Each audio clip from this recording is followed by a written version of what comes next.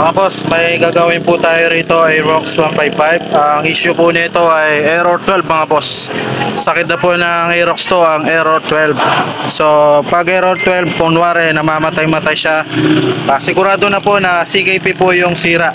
Kasi kahit na kunwari sinabi nila na may sunog, hindi naman po magkakasunog yung wiring niyan kung hindi po sira itong CKP. Legit po ito, Yamaha, may code po siya, ayan o. Meron po siyang code. Sabi ng iba, kapag daw nag-error 12, yun daw sakit. Pali po tayo ron mga boss.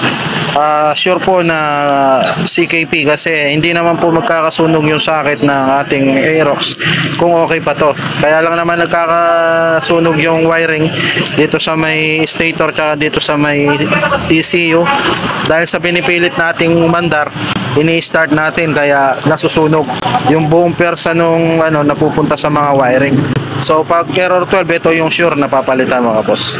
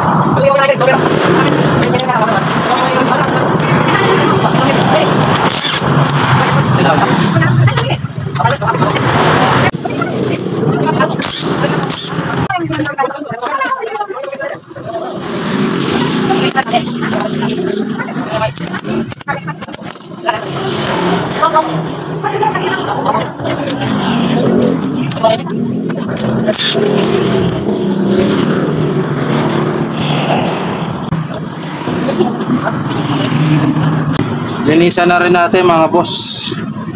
First time siguro mabaklas to. First time daw mabaklas mga boss.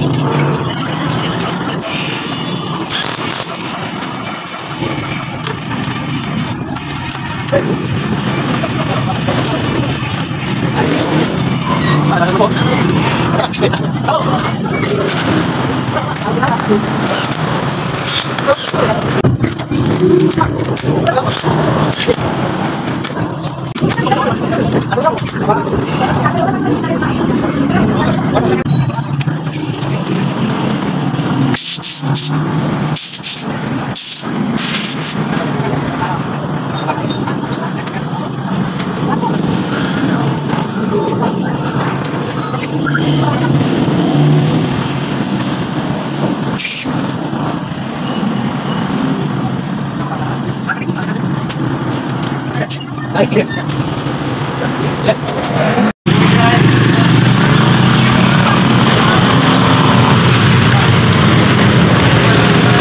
na mga boss, umandar na ulit.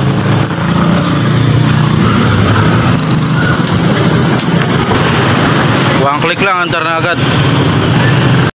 Ayan po mga boss, naayos na po natin yung Aerox. Na-erase na rin po natin yung fault code sa may Error 12 Aerox B1 155. It's all about motorcycle. Like and share.